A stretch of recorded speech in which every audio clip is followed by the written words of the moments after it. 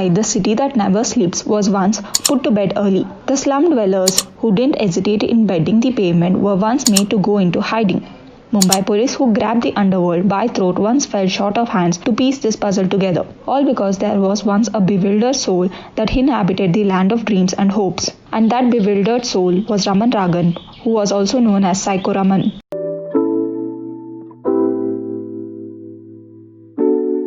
Born in 1929, there is very little known about his early life. It is noted though that right from an early age he had a habit of stealing, because of which he could not complete his education. Hailing from Pune, Raghav has already spent 5 years in prison and was brutal to the core that he had also raped his own sister before killing her with multiple stab wounds. However, amidst all these incidences, there wasn't any hard evidence to prove him guilty, due to which the police had to let him go.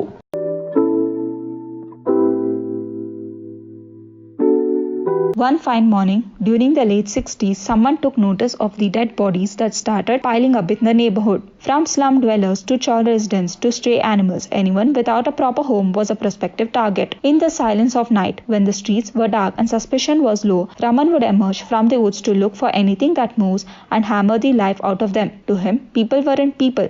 They were objects from an opposite faction that he could smash and curb with blunt objects. He used a regular steel rod to reduce human faces to severed heads and broken skulls. No one knew who Raman Raga was or where he lived. To some, he was Sindhi Dalwai, to some Talwai, to some Anna, and to some Veluswamy.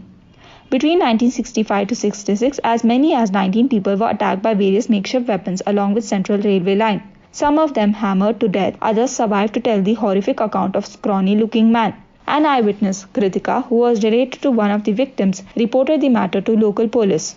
A homeless man who fit the bill was summoned, but due to lack of evidence, Raman was out on the streets again. The murders stopped, but respite was short-lived. When the bodies started piling up again in 1968, the investigation team found itself out of sorts trying to piece the puzzle together. This time, over a dozen of people felt the wrath of this unknown killer. Once again, the citizens of Bombay went into lockdown. Rumors started spreading about the supernatural powers of the killer. A city-wide panic engulfed the nightlife of Bombay.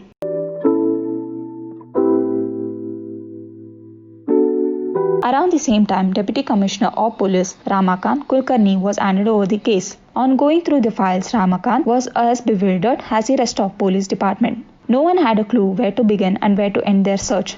Launching a citywide search was impractical and almost impossible. No one knew who they were looking for, and thus the idea of a citywide search was ruled out. DCP Kulkarni then started tracking the areas of these murders, and they all started to form a pattern, much like killings of 1965 to 66. The victims would often be hacked to death close to the shadows of jungle. A few years earlier, it was along the Central Railway line close to the eastern suburbs. In 1968, it was around the northern suburbs. This observation made Ramakant Kulkarni more than curious, and he started going through Raman's files as he suspected Raman to be behind both series of murders. He alerted his force to be on lookout for him and to bring him in for questioning. In came Sub-Inspector Alex Fiallo, who recognized Raman from file photographs. In the presence of a couple of respectable witnesses, Fiallo searched Raman and detained him. As opposed to expectations, Raman's personal belongings consisted of regular everyday items like a pair of spectacles, 2 combs, a pair of scissors, a stand for burning incense, soap, garlic, tea dust, and 2 pieces of paper with some mathematical figures. His clothes were stained in blood and his fingerprints matched the ones in police record. Finally, Raman Raga was convicted. The police finally had a face to put on the 40-plus murders. But that wasn't where Raman's story ended. His confession was just as mysterious as the murders he had committed.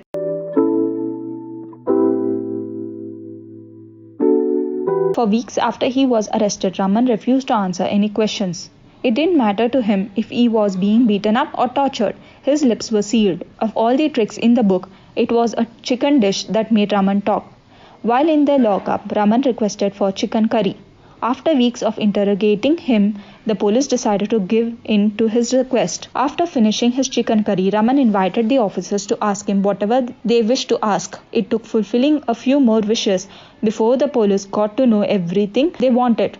Raman confessed to killing 41 murders. Post his confession, he took the police force on a citywide tour to show the places he operated in and to obtain the rod he had hid in the northern suburbs. The accused was therefore sent to the police surgeon Mumbai, who observed him from 28 June 1969 to 23 July 1969 and opined that The accused is neither suffering from psychosis nor mentally retarded.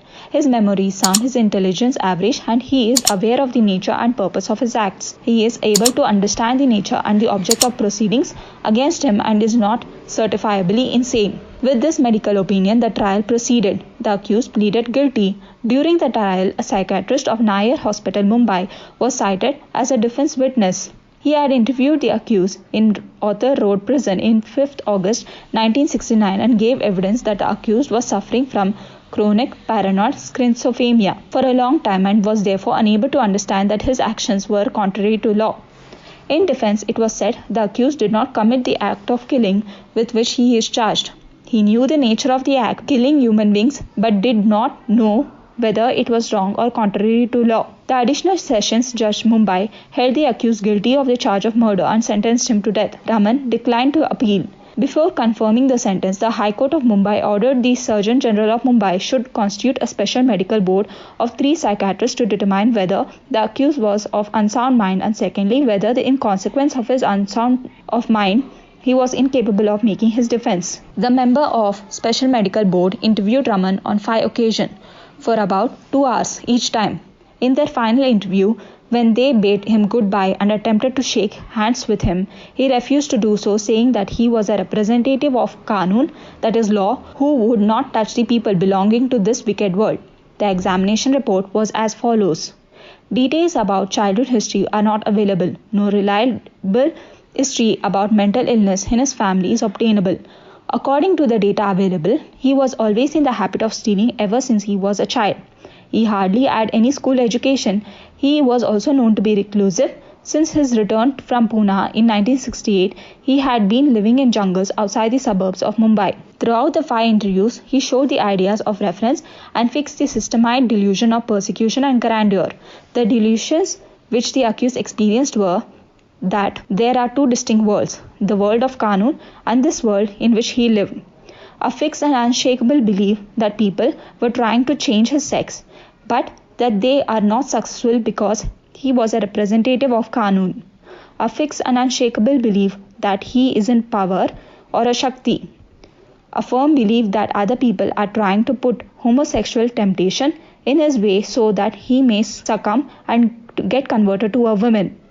That homosexual intercourse would convert him into a woman. That he was 101% a man. He kept on repeating this. A belief that government brought him to Mumbai to commit thefts and made him commit criminal acts. An unshakable belief that there are 3 governments in the country.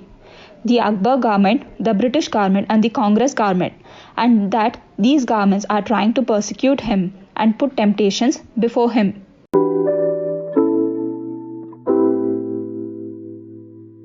Raghav's sentence was reduced to life imprisonment because he was found to be incurably mentally ill. He was lodged at Yerawada Central Jail, Pune and was under treatment at Central Institute of Mental Health and Research. When a panel of doctors who examined him at directive of High Court found that he would never be cured, the High Court reduced his sentence to life imprisonment in its judgment of 4th August 1987. A few years later, in 1995, Raghav died at Sassoon Hospital. He had been suffering from kidney failure.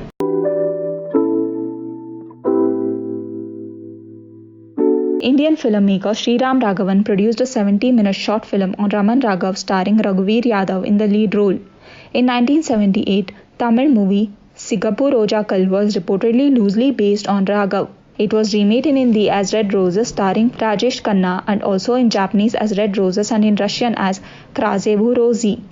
Raman Raghav 2.0, a Bollywood film, is about a fictional serial killer who cites Raman Raghav as his inspiration. Directed by Anurag Kashyap and starring Nawazuddin Siddiqui in title role. It premiered at 2016 Cannes Directors Fortnight and released worldwide on 24 June 2016.